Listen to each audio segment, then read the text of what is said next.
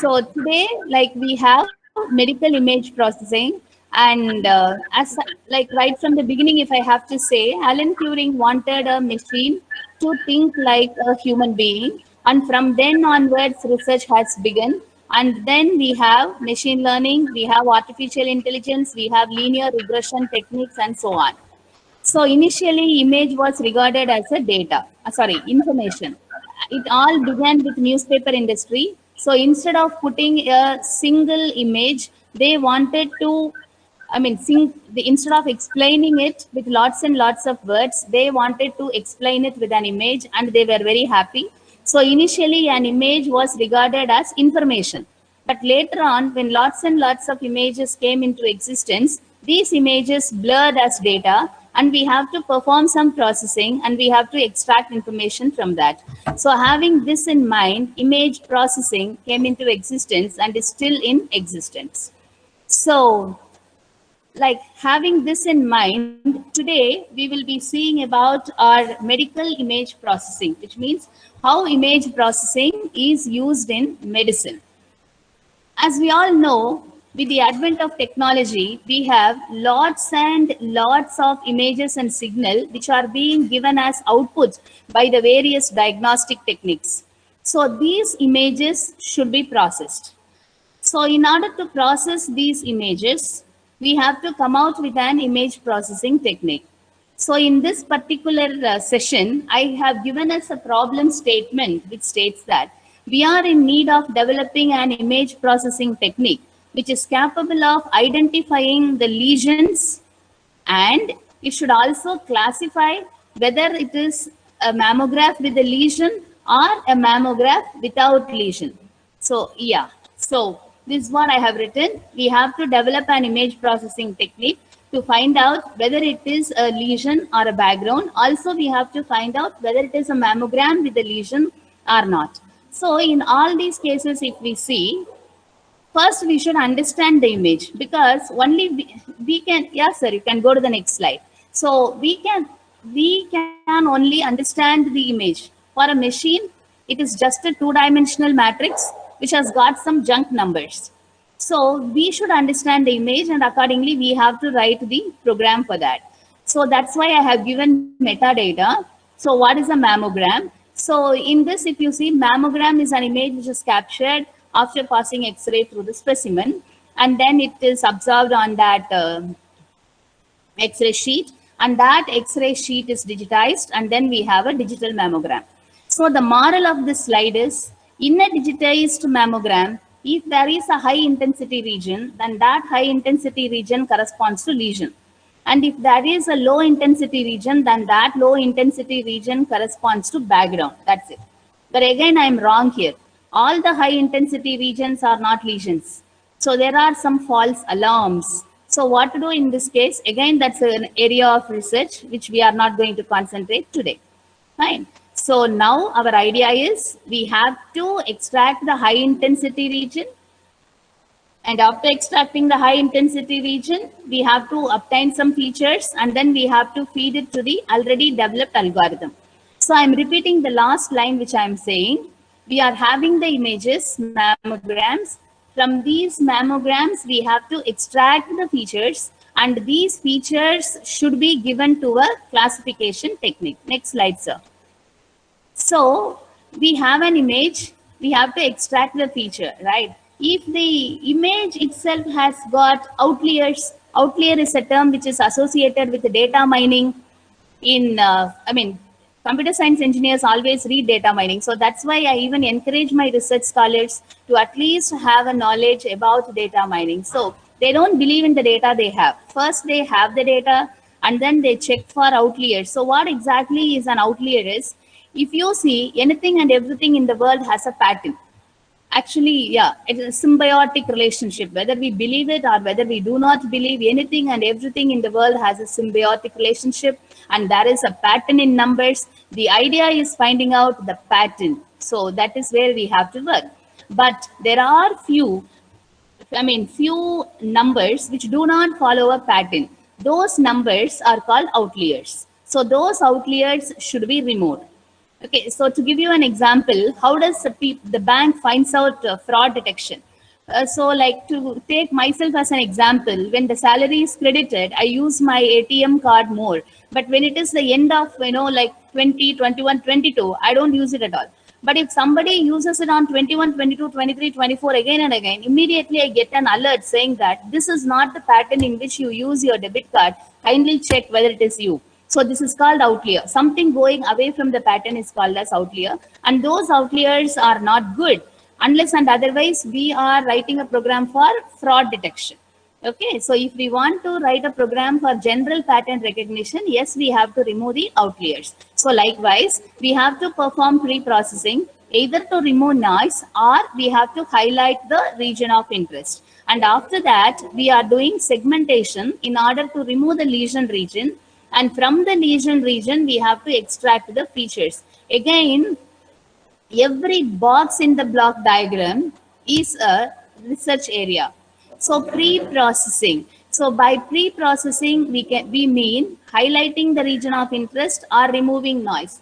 Again, if you see, take removal of noise, denoising techniques, for example, there are lots and lots of denoising techniques which are proposed, but no one has given us a black box stating that if you have this type of noise, come on, you can use this. You can claim that, ma'am, in Gonzalez book, we have all studied that median filter is used for removing salt and pepper noise, right? But again, if we see, like it's not true always. Suppose if I wear a sari which has got salt and pepper design, and again if salt and pepper noise is present in that, obviously median filter cannot identify which is the actual dots, salt and pepper in Nandita's sari or the unwanted noise, right? So there again we can use artificial intelligence and we can come out with a denoising technique. Segmentation. Again, if you remember the words of Gonzalez, segmentation is subjective in nature. Again, no one has said, come on, this is the segmentation technique. We have lots and lots of segmentation techniques available in the literature, but no one has said this is the ultimate segmentation technique which you can use for this. So that is again another area of research where we can concentrate on. And coming to feature extraction, fine. So we have feature engineering. So what do we mean by feature extraction? We all would have studied in our 10th standard maths, right? Statistics, mean, then median, standard deviation, variance, skewness, and kurtosis. If you see in most of the research papers today, these are the words which you can see. So before using these, and central moments, before using these papers, we have, using these features, we should all understand why a particular feature is, selected. For example, if we have to determine the contrast or we have to prove whether the contrast is good or not, then we can go for standard deviation.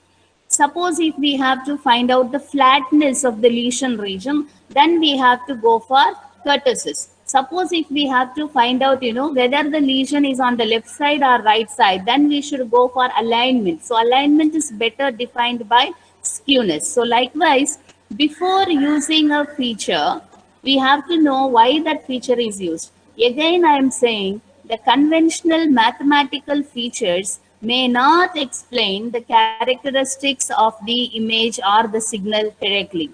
So in that case, there is nothing wrong in modifying that formula and justifying it. When we modify it, we have to justify it. And justifying it will not do. We have to physically make people understand it, explain it in English.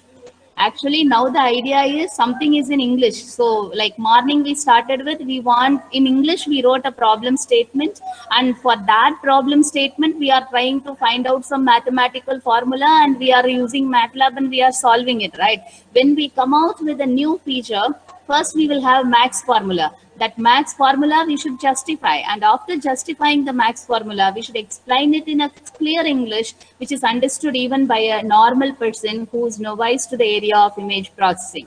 Fine. Having either identified or having extracted the features, we have to feed it in a classifier. Again, if you see, classifier is another area of research. Yes, I agree with your argument that already all the algorithms are well defined, ma'am. What will I do with the gradient descent rule, or what will I do with the LMS algorithm, or what will I do with the steepest descent algorithm? Yes, we cannot do anything. But again, you see, there is an, always if you look into that formula, always there will be an area of enhancement. To give you an example, we all have studied about Laplace, right? So Laplace is not with just Laplace transform. He is a real genius, actually. So Laplace once challenged to his friend that I can even say your behavior after 10 years. His friend just asked, how, man? Then Laplace said, see, I can put a set of differential equations and I can define your behavior. Okay, so Laplace tried this for the universe. So when Laplace tried it for the universe, he had a set of differential equations. But the only point is, in order to solve the, okay, so yeah, fine, I will slow it. So when Laplace wanted to find out the actual values of x and y, Laplace found it difficult because we all know when we integrate a differential equation, we always have a constant c. And in order to put a value for the constant c, we need the initial conditions, right? So the very famously acclaimed Laplacian determinism was a failure because Laplace could not get the initial conditions in which the universe was built. Likewise, if you come to our neural network algorithm, take the very famous backpropagation network's gradient descent rule. So there, if you could see the formula, actually, okay, I'm saying the formula only for you to get an idea about, what are the areas where we can research. So, fine, those who are new to this area may not understand this formula. So for them to understand, let me say clearly, in a neural network, if you are giving an input, it should say a particular output, right? If the particular output is not obtained, then we will ask the neural network to change its weight. So how to change the weight? Again, many people have come out with many algorithms. One such algorithm is gradient descent rule. So it says that the new weight, W of t plus 1, will be equal to the previous W of t. That is the previous weight W of t plus eta. Eta is the learning parameter into del W of t. So del W of t is the weight change that we will have. Hello, sir. Ma'am, sorry for disturbing you. I mean, Yes, the sir. slide to me is like the block diagram of the proposed research. Correct. That's true. That's right. No, the same slide only. Same slide only. Previous slide. Sorry, ma'am. Sorry for interruption. No problem, sir. So if you could see, okay, sir should have thought that I'm going somewhere. No. So I'm giving you the areas of research. I understand all our faculty members. So before coming, I'm giving you the areas of research where you can pursue and where you can give answers to the technical solution. I mean, technical world, that's it. So when you come to a classifier, again, del W of t is preceded by eta, right? So the value of eta, if you see, I will put it randomly and I call it as heuristic approach. So instead of doing that, if somebody could come out with an algorithm with an optimization technique which says that, ma'am, for this set of inputs, this should be the exact value of eta, then that is a wonderful thing. So from this slide, I mean, actually the previous slide, so what we understood, data acquisition we cannot do, technical people can do.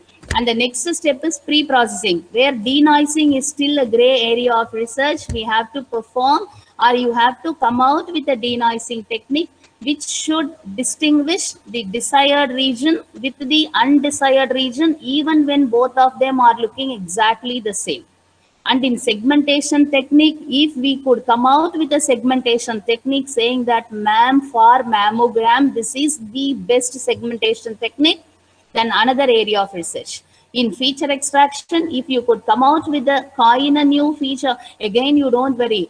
Nothing is invention. Everything is discovery. Believe me. Likewise, if you do some change, then we can call it as innovation. Let us not put it as invention. Let us call it as innovation. So if you could come out with some adding some constant or some factor, and then if you come out with a new feature, then and if you could explain it in English to a normal person, and if it is accepted, fine, you have come out with a new feature.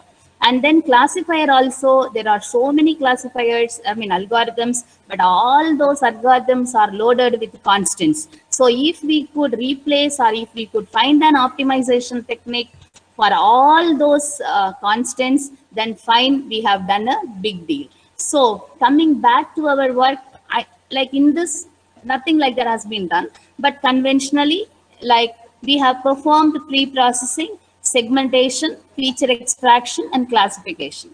So for pre-processing, we have used two filters. Again, I said, right, heuristic approach, randomly we have selected and we have used. So we have used a Gabor filter and then a discrete wavelet transform. Always, you know, like, yes, everyone has to accept that no transform gives a better result than wavelet transform.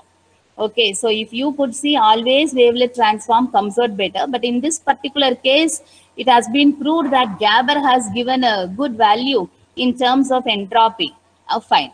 So next we have segmentation. In this segmentation, we have different techniques being applied. So we have used thresholding, region growing, modified snake algorithm, and modified expectation maximization. And features, I have used the features like which are available, readily available in MATLAB. And again, texture information is very important. So in order to have the texture information, we have used heraldic features. And classification technique, we have used backpropagation radial basis. So let us correlate our English statement with the algorithm or the steps which we have given here. We have an image, we have to classify it whether it is lesion or not. So what I do, I take an image, I pre-process it, I identify the lesion region. After identifying the lesion region, we are obtaining the features, and those features are given to classifiers. So this slide, I have given you how many images I have taken, and then how many normal images, how many abnormal images. So if you see 134 normal and we have 184 abnormal images, and the spatial resolution also I have mentioned. That is nothing but in MATLAB, it is M and N value. You know, when we write MATLAB, we write for I is equal to 1 to M, for J is equal to 1 to N, then f of I comma j. That I comma j value is 1024 into 1024. And in the case of real images, it is 448 into 336. Fine. So next slide, sir. So we have these many images. Next slide, sir. So here we could see that pre-processing is done. And two different techniques are there for performing pre-processing, as I said. One is Gabor filter, and the another one is by using discrete wavelet transform.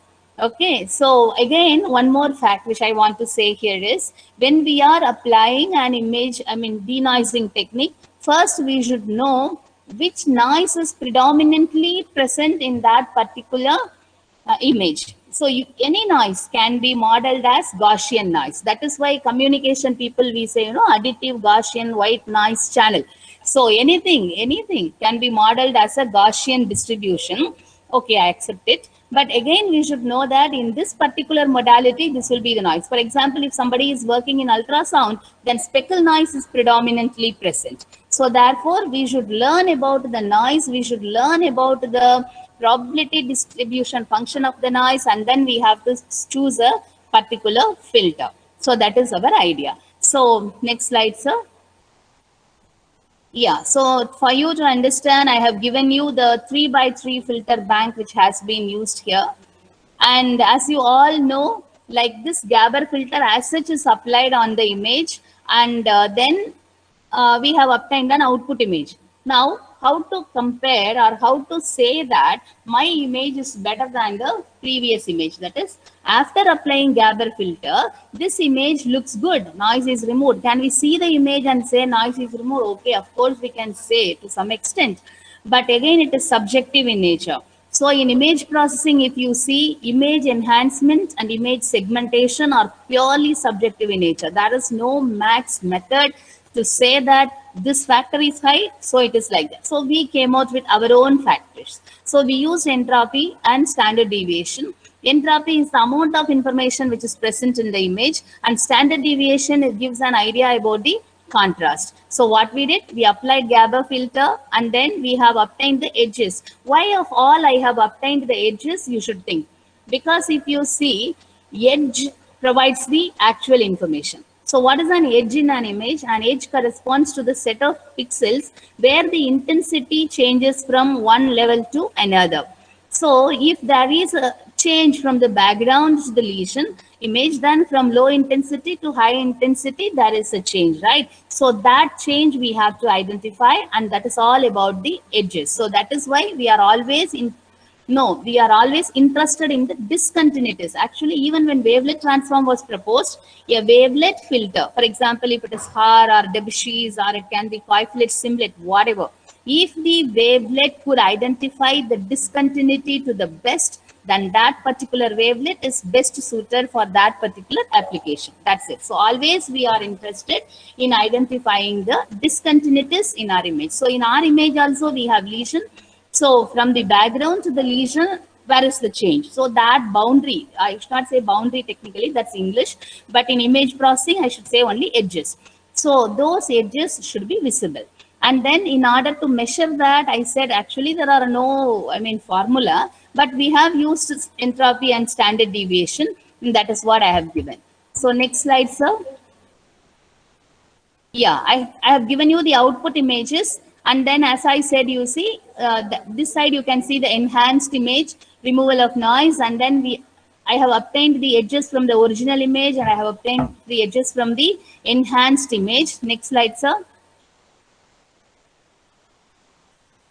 And that is a subjective analysis, right? Always we cannot, prove us with subjective analysis. For one person, it may look clean. For the other person, no, it's not good. So therefore, we want some quantitative parameter. So we have used entropy and standard deviation, and for the original image and also for the Gabor image. So we found that, okay, and we are getting a different value. Let us see what difference does it make. So if entropy is more, then it means that the information is more. If the standard deviation is more, it means that the contrast is more. That's all. Next slide, sir. Yeah. So, okay, I think it's repeated. Next slide, sir. Repeated in the sense, previously we have given for abnormal images. Next he has given for normal images. That's all. So again, that has been plotted. So we find that, as I could say from that table, it is the same thing which is written here. The Gabor filter has got the better entropy than the original image. Next slide, sir. Yeah, again, if you could see, standard deviation is also more when compared to that of the original image. So what is the moral of the story from these two slides? We have proved that when compared to original image, if we apply Gabor filter, then we could get more information, and then we could get high contrast. Okay, fine. Next slide, sir. Yeah, next I said we have to use discrete wavelet transform. I think everybody would have used discrete wavelet transform by now. Initially, it was Fourier. Again, Fourier is yet another genius. So when we all struggled how to find out a noise from the signal in the time domain with the help of amplitude, Fourier came and he said, fine, I am giving you a transform which could convert your time domain signal into frequency domain. And if there is any variation in the frequency, and if with that frequency you could say this is a signal and this is noise, fine, that's cool. So we should all be always thankful to Fourier. Though we all struggled in the beginning of our engineering with Fourier transform and Laplace transform, these two gentlemen we should never forget in our life. Okay. So again, Fourier came out with the very famous discrete Fourier transform. And it was Fourier who came out with this, and I think by the young age of 19 or 21, he was offered the job as the head for identifying the epics, scriptures, whatever is written in pyramid by his friend Napoleon. I'm not talking none about Napoleon the Great, but then Fourier said, by this age, Newton has already done something to the world, but not me. So that's the genius and humbleness of Fourier. Okay, fine. So coming back, Fourier came out with this frequency transform, but what to do? This well-acclaimed frequency transform worked well for stationary signal, but not for non-stationary signal. So from Fourier transform, you cannot distinguish. If I give Fourier transform of two signals with two different frequencies, one in which high frequency, low frequency, high frequency, low frequency. And in another one, same high frequency for some period of time, low frequency for some other period of time. Believe me, Fourier transform will be same for both the cases. So Fourier cannot be used for that. So again, people said, STFT, short-term Fourier transform, but again, that was not good. So it was Stephen Mallet, yet another genius, who came out with the discrete wavelet transform. And after that, a lady by the name Debshis, she made wavelet transform easy for us, and hence we are using wavelet transform. As we all know, in a two-dimensional image, the wavelet is applied, can be applied. It's one of the properties, separability property, I remember. It can be used for wavelet transform also. So if you could see first row wise, column wise, so ultimately we will have 4 images, and of those 4 images, for removing the noise, we have taken one particular, that high frequency information, where we have sent the image through high pass filter, both row wise and column wise, and here we have given the entropy and standard deviation for abnormal. Next slide, sir. Entropy and standard deviation for normal, and in the next 2 slides you could find the, again you see graphical representation. Find next slide, sir. Yeah, so I have given the graphical representation of entropy and standard deviation.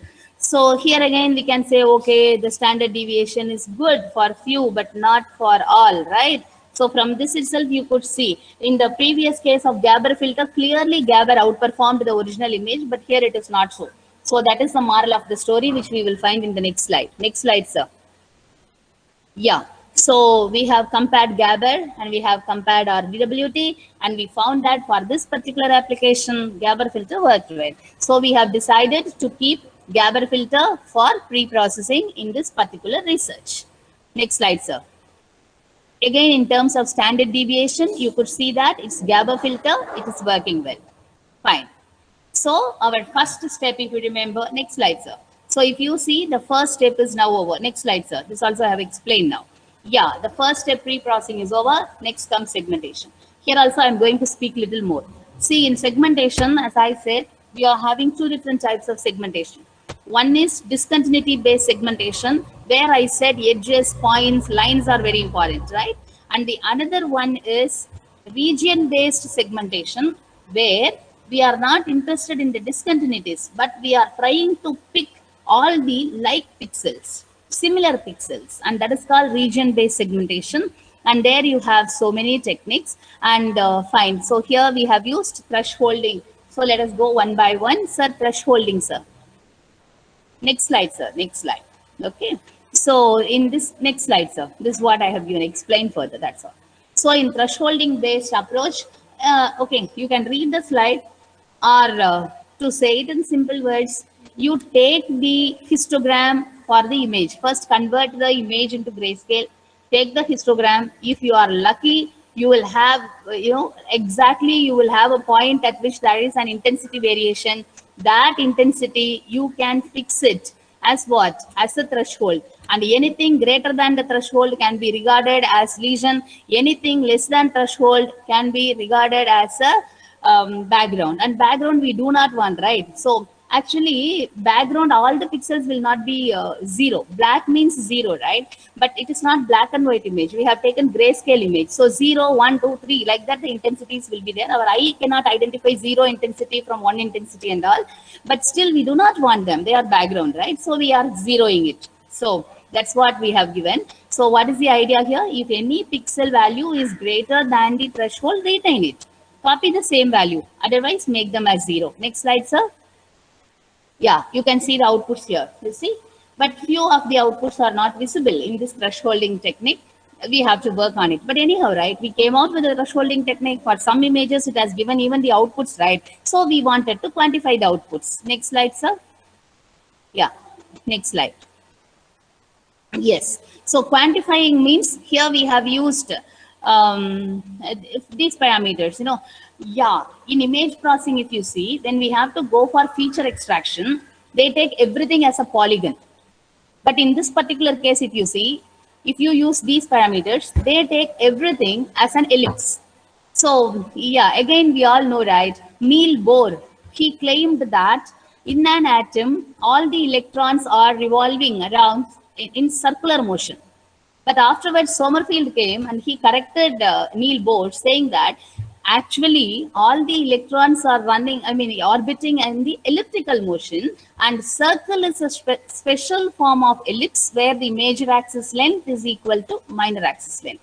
So, keeping that in mind, our image processing people have modeled everything in the form of an ellipse. That is why you could see all these, area, then major axis length, minor axis length, eccentricity, all because we considered the lesion region, not we. I did not write this thing. MATLAB already has a, library function built for it. So I have used it. Okay. So fine. So yes, sir. This is how we have extracted the features. But yeah, so these features you have to keep in mind now. We are going for the feature extraction step in the block diagram we have seen. These features will now be fed to neural networks and we will perform the classification. Fine.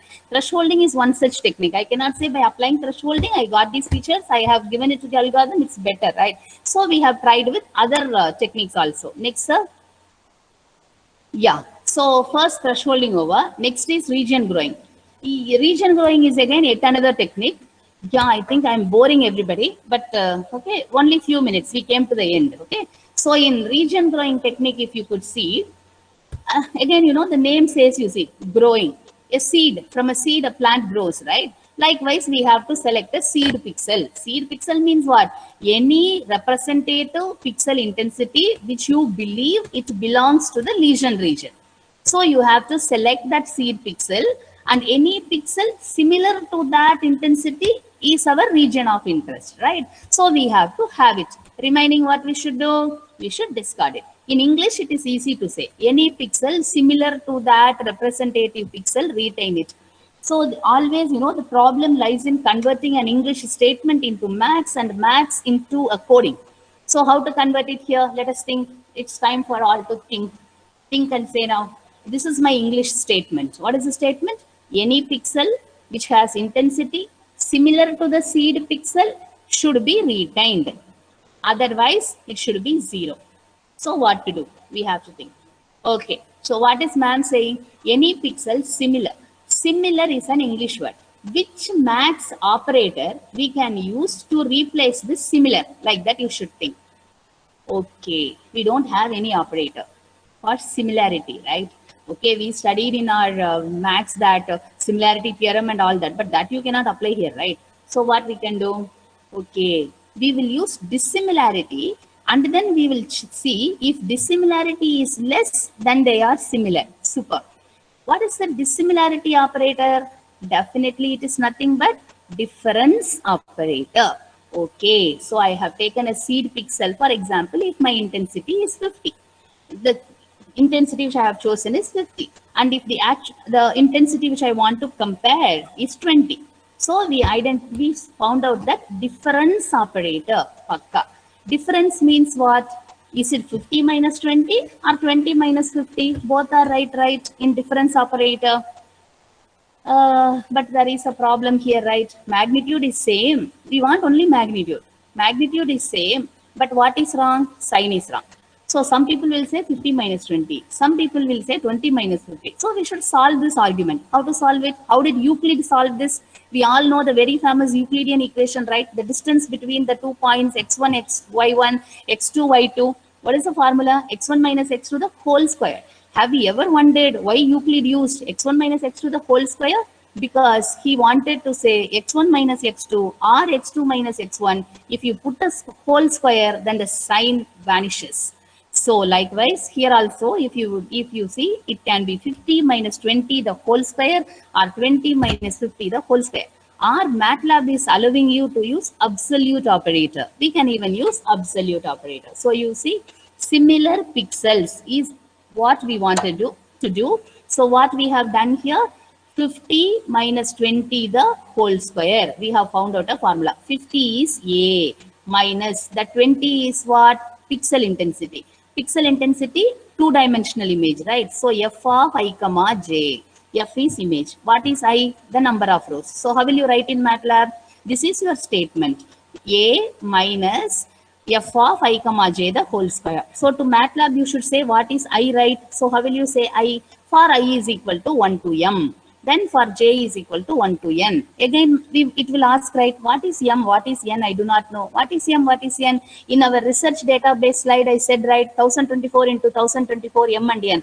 That is our m and n. We have to give the size. So likewise, a simple statement can be converted into max. After converting to max, we can convert it into a MATLAB statement. So having converted it into a MATLAB statement, so we can write that. That's what I wrote. Here we call the dissimilarity as distance. So if the distance is less, we want the pixel. So we have written, no problem, sir. Next slide. So if the distance is less, we have kept it. Yeah. Using this method, we have got a set of outputs. Next slide, sir. Yeah. Next slide, sir. Yeah, these are the features which we have extracted. Okay. So this is another method. Then again, you know, people said lesion can be of irregular shape. If lesion is of irregular shape, then you cannot use the conventional methods. So what to do? Okay, fine. For irregular shape, there are so many methods which are cited in the literature. So we have used expectation maximization method. Next slide, sir. Yeah, in this expectation maximization technique, I have given you what it is. Again, they have used intra-class variance and inter-class variance, but maybe in my next class, if you want, you remind me, I will say what it is. Intra-class variance and inter-class variance are the two important terms that data mining people use for clustering algorithm. Unsupervised learning is a clustering algorithm. That's why we have used all these words here. Okay, fine. So, yes. So next slide, sir. Using this technique, we have identified the lesions. Next, sir. Next. Next. Yeah, and we have extracted the same features. Then you see snake algorithm. It is again another algorithm. I mean, everybody is claiming that snake algorithm is the best algorithm for identifying the irregular shape. So we used it. Then again, we did a modification in the snake algorithm. Like, you know, initially we have to create a mask for the snake algorithm. That mask, we have used Euclidean distance formula. I mean, color image itself we have taken and we have used Euclidean distance. Okay, fine. Next slide, sir. Yeah, these are the output images. Sir can run through the slides now because it's time already. Fine. So we have the features. So super. Now we have the features. Next slide, sir. We have the features. Now we have to go for classification. I have used only two. It is your wish. You can use any algorithm here. Okay, so I have used back propagation and then I have used radial basis network. That's what I'm going to show it to you. Next slide, sir. Yeah, next slide. So, yes, back propagation algorithm is again an already well-proven developed feed-forward network algorithm. Okay, so it is a supervised learning technique. It is using gradient descent rule. Again, you know, another area of research in back propagation network is the number of neurons in the input layer is determined by the features. The number of neurons in the output layer is again determined by the outputs which you want. For example, if you want to classify yes or no, only one output neuron. Suppose if I want to say in which group it belongs to out of 3 groups, I need 3 output neurons. But there is a middle layer which is called hidden layer. It is again up to us to use any number of hidden layers, any number of neurons in the hidden layers. So like, you know, after completely, you know, like we have done it for not this just one application, we have done it for so many applications, and my conclusion is, actually it's my conclusion, my finding, it may not be right for everyone else. It is when there is a triangular relationship. You know, what do I mean by triangular convergence is, see how I have used 22 I used 3 hidden layers, 22, 11, 5. Like that, if you divide by 2 and go, I think we found that the convergence is good. Not only for this application, for the remaining applications also it's good. It is not that I'm saying you should use 22. What I'm saying is, if it is n, then it is n by 2. Then it is n, m is equal to n by 2. Then the next one should be m by 2. Okay, fine. That's it. That's what we have given. And again, here if you see, there will be tan sigmoidal activation function, but I'm not going in detail with these algorithms. Like if you want, you can read from the book about the back propagation algorithm. Again, you know, they are all formula. Actually, it's like, you know, converting one number into another number, but you can do anything you want in between. that anything, one among that anything is, you can use transsigmoidal, you can use pure linear, you can use log sigmoidal. Nowadays, for deep learning networks, they are using rectified linear unit. They do not want even our transsigmoidal. Okay, it all went off. Fine. Next slide, sir. Yeah. So, okay, nothing you can identify. Here, what I want you to do is, features are there, and one last column you see, it is written 1111111. That is nothing but the output we want. As BPN is a supervised learning technique, we should give the output also. Okay, so that's why I have given like this. Next slide. Yeah. Next slide. I have said, right, there are many features. So here I could give you the relationship. We have trained it. So this table you see, though you may not understand anything from that, the table you see, I wanted this, 85 is declared as normal and only 9. I gave normal images. In those, only 85 were declared as normal. Remaining 9 was declared as abnormal. Actually, that's wrong, right? Similarly, only 56 abnormal was declared as 56 abnormal. Only 11 is used. Actually, this table, you would have all seen, right? It is about true positive, true negative, false negative. And with the help of that, we can find out the sensitivity and the specificity. Actually, they are comparison. This is for radial basis network. Radial basis network, we cannot change the architecture as such, so I used it as such. Next slide, sir. Yeah, this is for BPN. Next slide, sir. Yeah, different features, heraldic features. So that's it. That's the moral of the story. So somehow, so what is the moral of the story? We have taken a mammogram, we have extract pre-processed, then we have segmented, we have obtained the features, we have used our own algorithms, classification algorithms, and then we could prove that, okay, out of 23 plus 44, it comes somewhere around 67. Out of 67 images, only 23 were declared as normal correctly, and similarly, out of 95, only 62 was declared as abnormal. It is not good, actually. Okay, for pieces or for presentation, it is well and good. If a doctor has to accept it, definitely the doctor is going to reject it. But the idea of the research is, yeah, it should be continued. Okay, fine. Next slide, sir. Yeah, you can now run through the slides. I have completed it. I have completed what I wanted to say. And this is again the summary of classification. Okay, I have given you why. Yeah, previous slide, sir. Yeah, the last point alone you see. Yeah, see, we have said gradient descent rule, right? That gradient descent rule has one disadvantage. That disadvantage is it will converge to, if we have a max equation, like we have studied, right? Minimize the max equation. So when we minimize it, we have to minimize it to the global minima, which is 0. But this gradient descent rule will not minimize to the global minima. When it reaches a particular value, it says, okay, fine, it is minimized, and it will update the weights and say, okay, these are the final weights.